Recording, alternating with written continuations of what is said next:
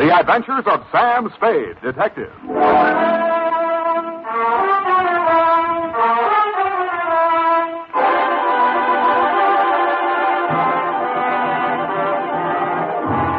To Dr. Ludwig Zoyer, 1241 Leavenworth, San Francisco, from Samuel Spade, license number 1375596. Subject, Edith Hamilton. No Caper? No Caper. Dear Doctor, if I owe you an apology for not keeping you informed on the progress of the assignment and for letting it drag on as long as it has, then I'll have to go on owing you, which makes us even because you don't owe me anything. The start of it was a month ago. 32 days, 8 hours, 3 minutes, and 45 seconds, to be exact. Ah, Mr. Spade. Dr. Zoyer? Good to see you. Let me think. How long is it? 3 years since I visited your office. That was when you were my leading suspect in the Denov case. Ah, yes, poor Denov. It was he who pointed out that we psychoanalysts are not unlike you detectives. Uh-huh. We probe, we question, we follow up clues in order to find out what is the dark secret which has nervously disturbed a human mind. But we are limited. We have only our patients' words and our interpretations. Sometimes that is not enough. And that is why I need your help in this particular case. What case is that, Dr. Zoyer? Please do not interrupt the free flow of my thoughts. Pardon me. Naturally, my ego feels a certain resentment against my id for asking you for your help. What makes me think I need a detective? Well, my id was just asking my ego the very same question. Now, you too feel resentment. We must analyze that later. Bring me your dream material. But now to the case. Oh, yes, okay. This woman was referred to me by her physician. She has suffered a complete nervous collapse because she thought she recognized a certain person crossing the street. A person she had not seen for years. Who was that? My patient's son died under mysterious circumstances 3 years ago. And the woman she thought she saw was her daughter-in-law. Mm-hmm. It was widely reported in the newspapers at the time. Perhaps you remember it. Carter Hamilton? Carter Hamilton. Oh, Roanoke, Virginia, 1946. The mother accused her son's wife of murdering him. Daughter-in-law was hauled up before the grand jury, but not indicted. Dropped right out of sight afterwards. Good, you know that case. Well, actually, my patient is suffering from an agonizing sense of guilt. Unconsciously, she thinks that she herself murdered her son. Did she? Well, there may be something tangible at the bottom of so profound a feeling of guilt. You mean you want me to help you convince her that she really is guilty? No. That is for me. But first, we must find out.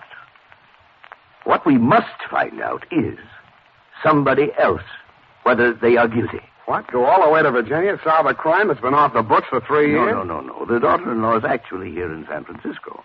Well, if I remember right, she wasn't the only suspect. Well, whether she is innocent or guilty is of no importance. It is only important that we know. What? Excuse me. Yes, Miss Case. Mrs. Hamilton is here, Dr. Zoyer. Oh, good, Miss Case. Send her in. This is my case. I mean, my patient. I want you to meet her. Oh, good afternoon, Mrs. Hamilton. Good afternoon, Doctor. The woman who stood framed in the doorway was a tall, commanding figure, impeccably dressed in black, with an easy $100,000 worth of black pearls wound around her neck and a black veil covering her face. She walked in ahead of you, displaying not a sign of nervousness, and stopped directly in front of me. Very deliberately, she lifted the veil, revealing a youthfully old face, deeply tanned and set off by snow-white hair. Only her enormous violet eyes showed any expression.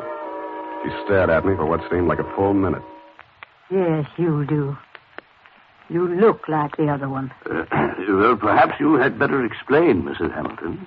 My daughter-in-law, Edith, was very much in love with another man before she married my son, Carter. He jilted her. Carter was second choice.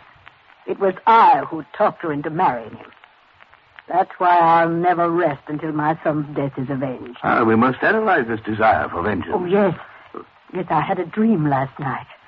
I dreamed that Edith was dead, stabbed with the same bone-handled hunting knife she used to kill my son. Oh, yes. Well, no. You just lie down on the couch and relax, Mrs. Hamilton.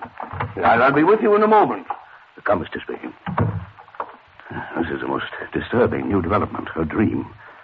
You must get to that girl as soon as possible. Her life may be in danger. You mean the old lady is mixed up enough to take a shot at her? Here is the address. And take this briefcase. Why the briefcase? Well, there are legal papers in it regarding the Hamilton estate. They require her signature.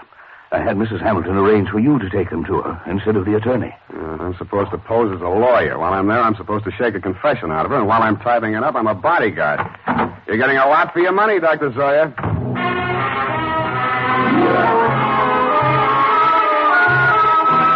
I spent the next hour or so in a newspaper morgue briefing myself on the old Hamilton case. The victim, Carter Hamilton, was the 28-year-old tail end of an old Virginia family whose blood was as rich as it was blue. The accounts of the killing were sketchy. At the old plantation, Carter Hamilton had been found one morning by his mother, dead in bed of a stab wound. The knife was never turned up. Somebody had wiped everything in the room clean of fingerprints, which sounded like robbery until it was established that nothing was missing. The state was counting heavily on Mrs. Hamilton Sr.'s testimony in their case against the daughter-in-law, but an odd angle I'd forgotten. The old lady had clammed up in front of the grand jury, and the case was dropped for lack of evidence. Then there was a picture. She was the kind of a girl who looks her best in a riding outfit with her freckles showing, and then surprises you by looking even better in full makeup with her shoulders showing. Candid is the word that best describes her features. Large, widely spaced eyes, a generous mouth, and an expression of unaffected sincerity. It was with a certain reluctant eagerness that I kicked myself up Stockton Street to Pine, across Pine to Bush, and up 3 flights of stairs.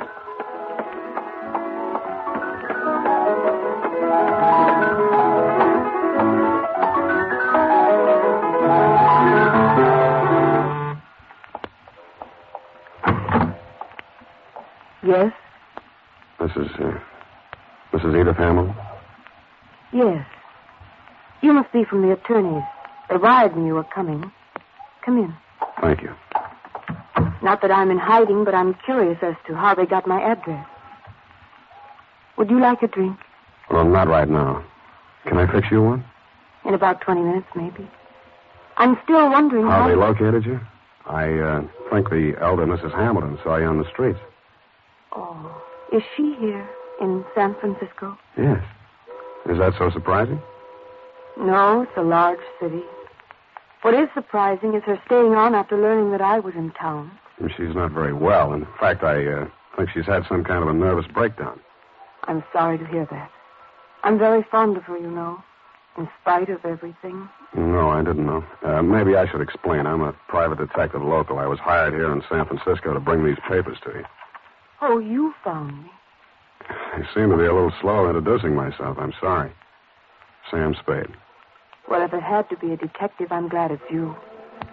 But I can't help wondering why they didn't send a lawyer. Lawyers cost $50 an hour. I only cost 10.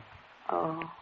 In the private eye stories, it's always $25 a day and expenses. I wish those writers would get abreast of the times. I'm sure they'll catch up. But if you're being paid by the hour, perhaps I can keep you here a little longer. I'm glad you said that. You remind me of someone. Pleasantly, I hope. Yes. Oh, yes. And sadly, too. Your husband? If you don't know about that, I hope you'll never find out. I'll leave that up to you. His hair was like yours. He was thinner. And his eyes were blue. Maybe we shouldn't wait till 5 o'clock for that drink. It was a funny kind of a drink. I'd never been hit by one before, black velvet. After 2 of them, I even began to hate myself a little less. And after the 3rd, I decided there was some mystical connection between the drink and the color of her eyes. Black velvet.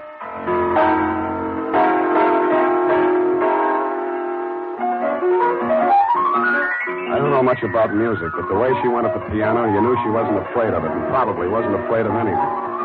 The pieces she played were like her, bold and at the same time delicate. Simple, but with a web of complexities in the background. Brilliant, but always colored with sadness. What's the matter? I want you to take me someplace. Where? Any place. Dinner. I don't care. I just want to go someplace with you. With you. Hey. What is it, Sam? I thought we were going out.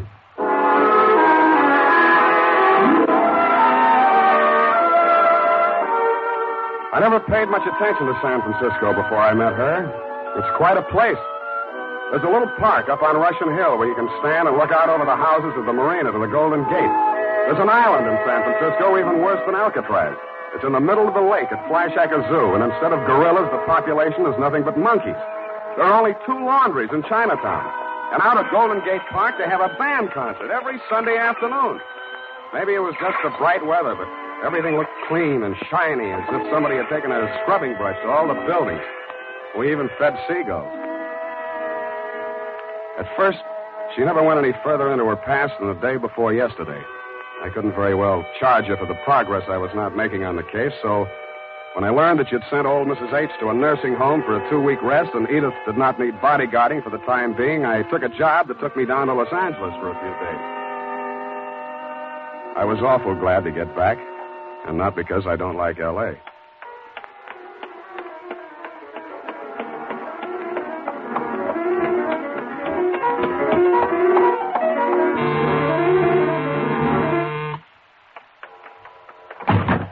Oh, Sam. Oh, darling, you were gone so long. Hey, the posies. Oh, give them to me. Well, I like that. This is the last time I make a fool out of myself buying flowers. I'll love them later. Hey, you're trembling. What happened while I was gone? What happened to me happened before you went away. You know that. Sam, while you were gone, I had a lot of time and I did a lot of thinking. And I came to a very important decision. There was something I knew I had to tell you. And I wasn't so sure I could get through it. Now, look, Angel, it sounds serious. I don't think this is the time. Oh, but it is. Yes, it is. Here, take it before I change my mind. What is it? I wrote it all down. Sit here, facing away from the piano. And don't say anything until you've read it through. Oh, okay.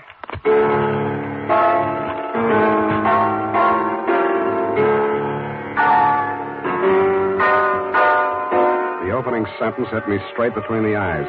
It said, I, Edith Hamilton, of my own free will, make the following confession. It was addressed to the district attorney of Roanoke, Virginia.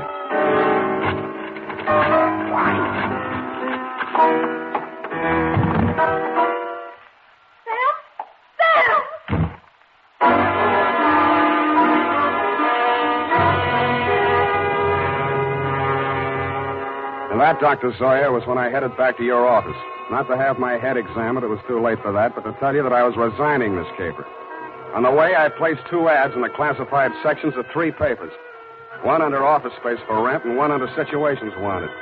Ex-private detective desires position as night watchman, prison guard, asylum attendant, or any more pleasant line of work. And I really meant it. The United States Armed Forces Radio Service is presenting the weekly adventure of Dashiell Hammett's famous private detective, Sam Spade.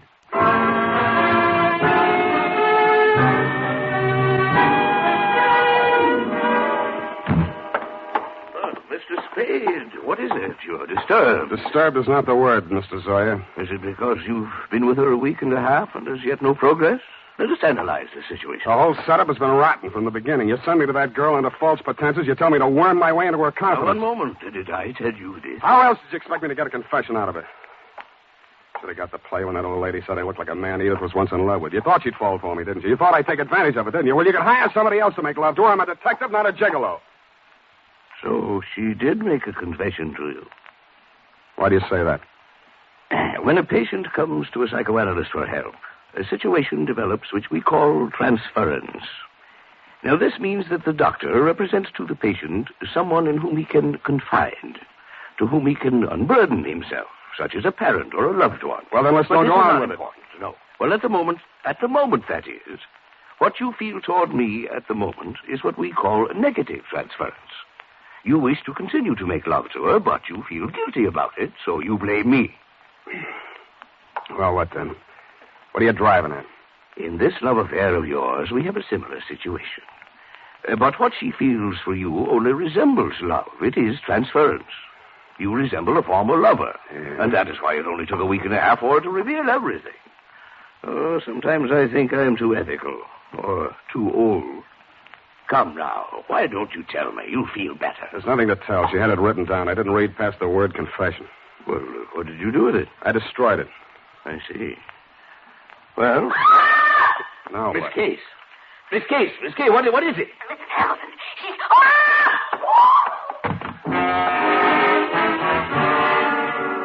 was Mrs. Hamilton, all right. But she didn't look much like the dignified old lady I had met in your office 10 days before. Her high-piled white hair was hanging in 2 ratty pigtails. She was wearing a nurse's cape over a flannel hospital nightgown, and in her hand was a .32 caliber gun. Mrs. Hamilton, why did you leave the nursing home? You lied to me, Dr. Zoyer. That place is nothing but an asylum. Well, you know that isn't true. Come, give me the gun. You're tired. You must rest. Yes. Now I can rest. I've killed her. What? Well, Miss Casey's fainted. Get some water. Let me see that gun. I'm going to Edith's place. Get an ambulance over there and don't stop to analyze anything.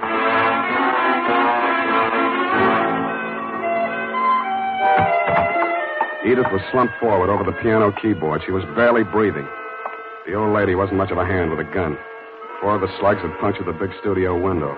1 had torn a flesh wound in her shoulder. The other had penetrated the right side, just below the rib cage, and there was not much bleeding at the wound of exit. Her face was pale and the skin cold to the touch. I gambled on a hunch she was suffering mainly from shock, moved her over to a couch, threw a blanket over her, and poured hot coffee into her. After a bit, her color started coming back. Then she opened her eyes.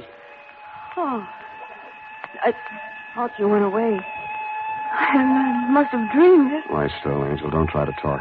Oh, that's the police. Please, don't let them know what happened. Don't... Take it easy. It's only the ambulance. I've got to save Mother Hamilton. You see, I've got to get rid of that knife, and I can't let it...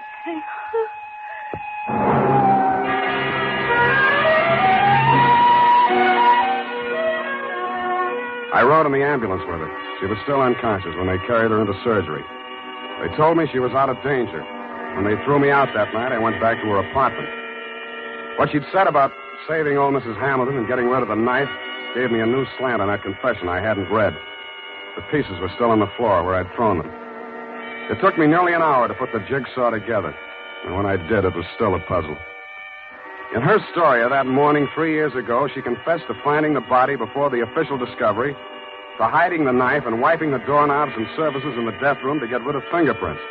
She couldn't remember anything that had happened in the 8 hours between 1 a.m., when she had left her husband drinking in the library and gone upstairs to bed, and approximately 9 in the a.m. when she found herself standing over his body with a knife in her hand. I stretched out on the sofa to think it over, and then I drew a blank.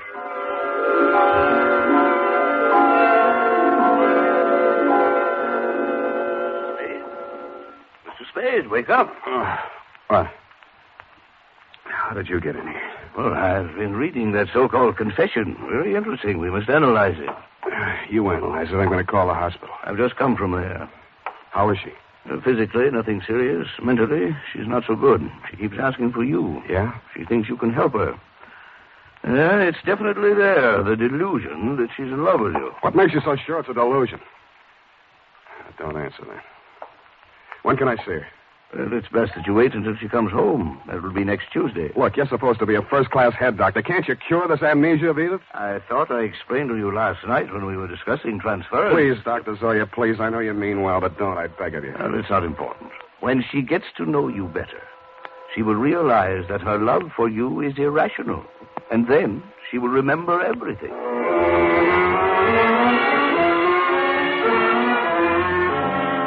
I kept myself busy like crazy until Edith checked out of the hospital. There wasn't much talk between us at first. Even her music was reticent, little rambling improvisations that sounded like children's songs or lullabies with something just a little acid mixed with their simplicity. Then as the days went by and her strength and confidence started to return, her music became serene and graceful.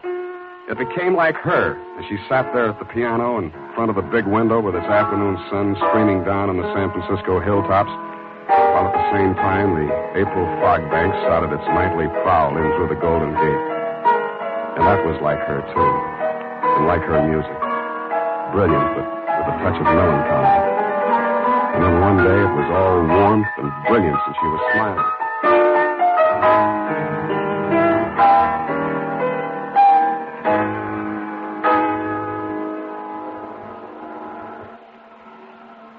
Sam? Yeah, Angel. I remember now. So that's it. I woke up this morning feeling so happy. And then I knew I was on the verge of it. Because I knew that however bad the truth might be, it was worth not remembering it.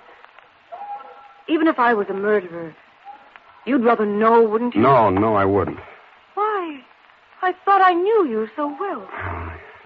Darling, are you angry? Yeah. But at me? Yes, you. The first time I came here, I tried to give you fair warning. You should have figured the score when I told you I was a private detective. You'd even read the stories where in the end the detective doesn't have any choice but to turn in the beautiful dame, no matter what his personal feelings are. Maybe you didn't think they were true to life, or maybe you thought I was an exception to the rule because you are. Well, I'm not. Truth is, I was hired to get a confession out of you any way I could, and I think in the back of your mind you'd known it all along. You want to have your confession and eat it, too. You probably learned as a child that it's smarter to tell all and be patted on the back than to be found out and get spanked. How can you be so smug and so self-satisfied and so... Whatever made me think I was in love with you? Just because you looked a little like someone who I... Zoyer was right. Only he thought you were kidding yourself, too. Zoyer called it transference. I call it baloney. Goodbye. You come back here. You can't just leave like...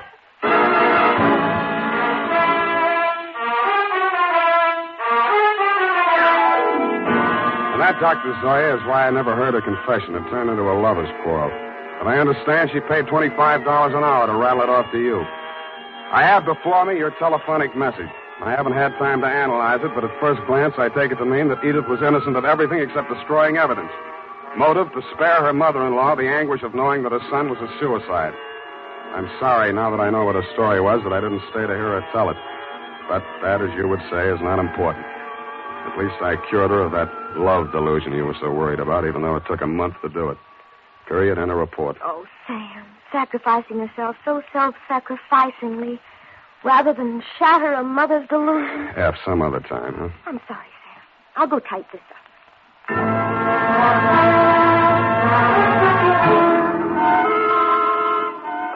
Well, here it is, Sam. Sam, where did he go? Sam Spade Detective Agency. It's me, sweetheart. Sam, where did you go? I'm downstairs in the bar. Sam, there's so much noise on the line, I can't... I'm drowning my sorrows. Well, you don't need to shout. Oh, hold the line a minute. Yes? May I help you? Oh, no, I'm sorry. I was hoping I might find Mr. Spade in. Hello? Would you like to leave a message? Oh, tell him Edith Hamilton called. Oh. Ooh! F, are you still on the phone? Ooh. Oh, pardon me. Yes, dear? What happened? Are you taking a bath? Nothing at all. One moment, please. Miss Hamilton, I have him on the line. He's downstairs in the bar. And if you'll hurry, you can just catch him, I'm sure. Oh, downstairs. Well, I will hurry. Thank you. You're welcome. Sam, are you still on the line? What's the matter with you? Nothing. Just go ahead and drown your sorrows. But don't get loaded. Good night, Sam. Well, good night, sweetheart. I'm going to take piano lessons.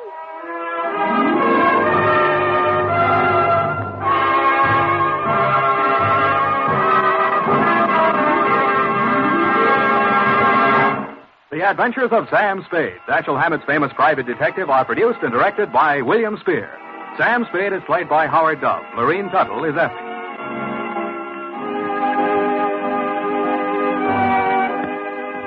This is the United States Armed Forces Radio Service, the voice of information and education.